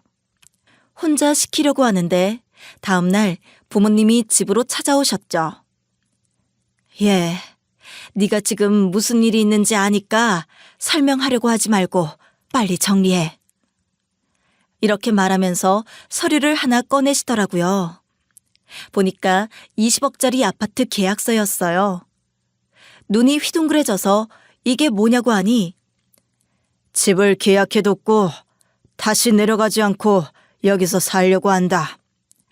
명의는 너로 하려고 하고, 그러니까 너도 이런 취급당하고 살지 마. 사진을 봤더니 방 3-4개에 욕실도 2개씩 달려 있고 신축이라 인테리어도 고급스럽게 되어 있었어요. 지금 살고 있는 구축과는 비교도 안 되었죠. 저는 이럴 필요 없다고, 엄마 아빠가 모아둔 돈인데 저한테 이렇게 하시면 안 된다고 하니 엄마가 제 눈을 똑바로 보면서 이야기하셨어요. 이번에 네가 어떤 취급을 당하는지 언뜻 봤다. 너는 우리가 애지중지 키운 딸인데 이런 곳에서 살게 할 수는 없어. 우리는 땅 판 돈으로도 살 수 있는 집이 있으니까 너 이거 가지고 살아. 하고 싶은 거 하면서. 저런 못난 놈이랑 살지 말고. 나는 내 딸이 이렇게 사는 거 두고 못 본다. 그놈이랑 당장 갈라서. 네가 뭐가 부족해서. 저놈한테 안 준 게 다행이야. 손으로 제 등을 토닥거려 주시면서 남편을 책망하셨고 많이 답답해 하시더라고요. 그때 가족 전체 단톡방에 비행기 대기하면서 공항에서 찍은 사진이 올라오는 거예요. 그리고 저에게는 개인톡으로 반성하고 있어라, 마지막으로 주는 기회다라고 하더라고요. 이 자식이 정말 선을 넘네. 너는 끝이다. 저는 그걸 본 순간 모든 것을 다 엎어버려야겠다는 생각이 들었어요. 그래서 시댁 단톡으로 부모님이 보여주신 사진을 보내고 바로 전화를 걸었어요. 왜? 이제서야 좀 정신이 들어? 집에서 청소나 하고 있니? 그러면서 비웃더라고요. 큰 소리로 그런 말하는 걸 들으니까 가소롭기도 하고 다음 달 카드값이 얼마나 나올까 싶어서 우스웠어요. 정신이 든다. 너랑은 끝이다. 너는 네 카드값 정산이나 잘할 생각해. 이혼하자. 제가 세게 나가니까 좀 당황하는 눈치였어요. 숨소리가 균일하지 못하고 말을 잇지 못하더라고요. 너랑 사는 내내 네 비위 맞추느라고 힘들었는데 이 정도 밑바닥일 줄은 모르겠다. 너랑 살고 있는 아파트, 내 지분이 더 많으니까 돈 다 뱉어내고 지금 있는 가게 보증금도 내가 해준 거니까 다 내놔. 너 같은 놈 한 트럭 가져와도 다시는 안 살아. 내가 너 봐준 거야 그동안. 너네 집 사람들한테도 전해. 너 팽당했다고. 그래서 이 집 돈 돌려주면 너는 어디서 살 건데? 대책도 없으면서 말 함부로 뱉지 마라. 그런 걸로 겁 안 먹으니까. 내가 살 집 네 폰으로 보내놨다. 찌질한 놈. 엄마 아빠가 나를 위해서 미리 준비해 두셨더라고. 누구는 이거 빼먹으려고 난리를 치다가 실패했는데. 그치? 네 그 대단한 가족들이랑 해외 잘 다녀오고 법정에서 보자. 뭐? 무슨 집? 야! 저는 남편의 전화를 끊고 휴대폰을 무음으로 바꿔버렸어요. 그 시간부로 집에서 짐을 다 싸기 시작했고 부모님이랑 같이 살 집으로 짐을 옮겼죠. 부모님은 아무 말 없이 모든 과정을 도와주셨고 저도 눈물 한 방울도 나오지 않았어요. 남편에게 연신 전화가 오는데 하나도 받지 않았어요. 문자를 보니까 비행기를 타지도 않고 바로 내린 것 같더라고요. 계속 내가 잘못했다고 하면서 지금 당장 저에게 오겠다고 하는 거예요. 그리고 제가 답장을 안 하니까 친정 부모님께 연락을 하더라고요. 아버님, 제가 지금 큰 실수를 저지른 것 같습니다. 뭔가 오해가 있는데 제가 풀어야 해서요. 지금 어디로 가고 있는지 알려주실 수 없을까요? 사진 속에 이 집으로 가고 계시는 걸까요? 아버님, 제가 잘못했습니다. 부족한 놈 한 번만 용서해 주세요. 너 같은 사위 둔 적 없어. 이 버르장머리 없는 놈. 우리 딸한테 감히 이렇게 대해? 내가 돈이 있어 보일 때는 간이고 쓸개고 다 빼줄 것처럼 하더니 없어 보이니까 눈에 뵈는 게 없었지? 내 딸을 그렇게 대하는 모습이 네 진면모겠지? 나는 너 더 이상 받아줄 마음 없다. 우리 딸 마음 상하게 한 놈 꼴도 보기 싫어. 당장 끊어! 아버지는 남편의 말도 들으시지 않고 대차게 뭐라고 하셨죠. 엄마도 한마디 하려다가 그냥 무시하자고 하면서 짐을 한참 옮기고 있었는데 아파트 단지를 어떻게 찾았는지 택시를 타고 왔더라고요. 아버님, 어머님, 죄송합니다.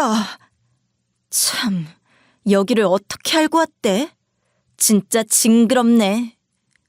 그러고 저희를 보자마자 무릎을 꿇고 단지가 떠나가라 큰 소리로 자기가 잘못한 것 같다고 비는데 꼴이 사나워서 듣기가 싫었어요. 외국에 나가서 재밌게 놀고 나오지 왜 왔니?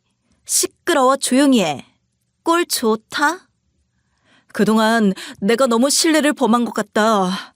미련한 사람 한 번 살린다고 생각하고 봐주면 안 되겠니?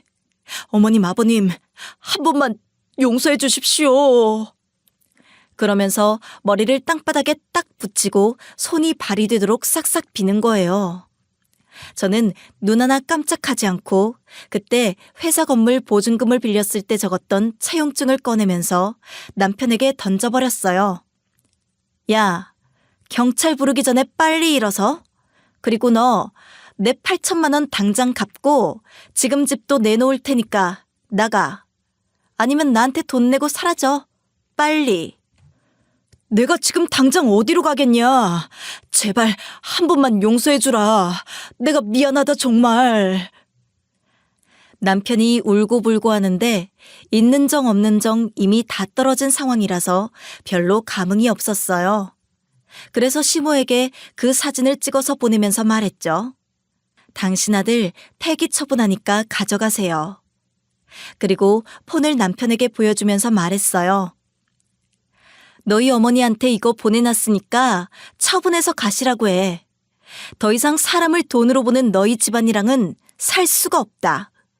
아들은 내가 키울 테니까 연락하지 말고. 남편은 계속 제 뒤를 따라왔지만 경찰 부른다고 하니까 자리에 주저앉아서 울더라고요. 그리고 그 뒤로 아들도 저에게 왔어요. 내가 해외여행 절대 가기 싫다고 했는데 가자고 해서 같이 출발한 거야. 아빠가 술을 엄청 먹더니 갑자기 충동적으로. 알았어, 아들. 괜찮아. 얼른 짐 싸서 올라가자. 아들 이야기를 들어보니까 시댁에서 제 욕을 엄청 했더라고요. 아들도 그 이야기를 듣기가 힘들어서 집으로 가려고 했는데 아빠가 계속 같이 가자고 하는 통에 갈 수밖에 없었다고 했어요. 저는 곧바로 내용 증명을 준비해서 보냈고 상환을 촉구하면서 이혼도 진행했죠. 일단 지금 가지고 계시는 재산의 지분이 훨씬 많으시니까 나눠서 가지실 때에도 훨씬 많이 받으실 수 있을 거예요. 그리고 피해를 남자 쪽에서 끼친 게 더 많아요. 가정을 지키려고 노력하신 것들이 자료로 남아있고 남편이 한 말들을 들은 사람들이 있으니까 충분히 반영이 될 겁니다. 위자료까지 받을 수 있을까요? 위자료는 물론이고요. 돈을 빌렸는데 안 갚고 있기 때문에 그것까지 이자를 쳐서 받으실 수 있을 거예요. 일사천리로 일을 진행하니까 속이 다 시원하더라고요. 남편은 재산이 없는데 어떻게 상환을 하냐는 입장이었지만 일 잘하는 변호사랑 같이 하니까 그런 말 못하게 회사도 압류를 하기 시작했어요. 시모가 전화로 사정을 하고 집 앞까지 오기도 했지만 저는 시모가 했던 것처럼 똑같이 코웃음을 쳐줬죠. 어머니가 이런 날도 오네요. 이제 시댁 찾아가는 며느리 한 명 없어져서 어떡해요? 그러니까 전에 잘하시죠. 덕을 쌓았으면 이런 일도 없으실 텐데요. 돈이 없는 며느리는 이만 물러갑니다. 아가, 우리 아들 한 푼도 없다. 정말 용서해다오. 내가 지금까지 한 언행도 다 반성하마. 반성이요?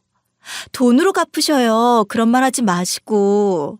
반성 누가 줘도 안 먹는 거 필요 없고요. 그리고 손자 보고 싶으시면 언제든지 보여드릴게요. 돈 갚으시면요. 저희 아빠 돈 노리던 아들을 탓하셔요. 법정에서 뵐게요. 법정에서도 잘 마무리가 되어서 받기로 한 돈도 다 받을 수 있었고 소송도 잘 진행되어서 억울한 점 없이 해결이 되었어요. 시모랑 남편은 저를 보면서 제발 용서해달라고 연신 빌었고 시댁 가족들도 다 몰려와서 저를 설득하려 했지만 웃기지도 않았어요. 여러분, 있을 때 잘하셔요. 이미 사람 놓치고 후회하지 마시고요. 남의 재산 탐낼 생각을 하지 말고 되도록이면 직접 일을 해서 버시고요. 아시겠죠? 꼬박꼬박 내놓으시고 저는 갑니다. 염치도 없는 집안. 당신네들이 한 일을 생각해 천벌 안 받은 걸 다행이라 생각하고. 눈물바다가 되었지만 저는 부모님과 함께 차를 타고 유유히 나왔죠. 동서통에 들었을 때에는 남편은 회사를 유지할 돈이 없어서 시댁에서 알바를 하면서 살고 있다고 하더라고요. 장난 아니에요. 거의 초상집. 다들 오면 아무 말도 안 하고 눈도 안 마주쳐요. 시모는 며느리 쫓아낸 아줌마로 소문이 파다하게 나서 지금 인간관계도 다 끊긴 것 같던데요. 진작 그랬어야지. 속이 다 시원하네. 해도 너무했어. 그쵸. 해외여행도 비용을 다 나눠서 내기로 했었는데 못된 사람들이 아주버님한테만 몰아서 내려고 했나 봐요. 그래서 한번 난리가 났었어요 또. 제가 그때 안 따라가서 망정이지. 안 그랬으면 저희 집안도 난리 날 뻔했다니까요. 태생이 이기적인 집안. 동서, 여튼 고맙고 미안해. 이런 일을 겪게 해서. 동서한테는 한번 밥 살게. 그래도 형님이 즐겁게 사시는 걸 보니까 기분이 좋아요. 시댁은 좀 정신을 차릴 필요가 있잖아요. 저도 이제 안 참고 살려고요. 할 말 하고 살아야 이 사람들이 정신을 차리죠. 오히려 고마워요, 형님. 그래, 언제든지 도움 필요하면 말하고. 알겠지? 저는 이제 부모님과 같이 서울에서 횟집을 차려서 운영하고 있고 사람이 바글바글해서 정신이 없을 정도예요. 시모와 전 남편이 찾아오기도 했지만 바로 내쫓아 버렸어요. 잘 사는 걸 보니까 어떻게든 다시 연결하고 싶었나 봐요. 아버지가 고혈압 때문에 아프셨던 것도 다행히 큰 병원을 다니면서 치료를 하니까 이제는 다 괜찮아졌고요. 저는 이전에 남편이랑 살 때보다 수입이 배로 늘어서 일을 쉬엄쉬엄 하면서 요가도 다니고 취미 활동도 하고 있어요. 결혼하고 나서는 저의 삶이 없었는데 이혼 이후로는 정말 제 삶이 열리는 것 같네요. 너무 행복하고 아들도 공부를 잘해서 과학고 진학을 목표로 하고 있답니다. 네가 그때 잘 마무리해서 너무 다행이다. 우리 이제 매번 명절 때도 볼 수 있고. 그치 엄마? 엄마 아빠 아니었으면 잘 못 살았을 거야. 고마워. 괜찮다. 우리는 너만 행복하면 돼. 기간을 가지고 횟집 분점을 내서 운영을 해볼까 생각도 하고 있어요. 이번 일을 통해서 전 많은 것을 깨달았어요. 남편이라는 인간을 너무 불쌍한 눈으로만 봐서 이런 일이 생긴 건가 싶기도 했고 부모님께 그동안 잘해드리지 못한 것도 많이 반성을 했고요. 인과응보. 선을 심은 곳에는 선행이 자라나듯이 사람도 마찬가지인 것 같아요. 여러분들에게도 충분히 일어날 수 있는 일이기 때문에 가볍게 생각하지 않으셨으면 좋겠고요. 혹여 나에게 이런 삶의 태도가 있다면 빨리 고쳐서 주변 사람들을 놓치지 마시고 이런 실수 안 하시기 바랍니다.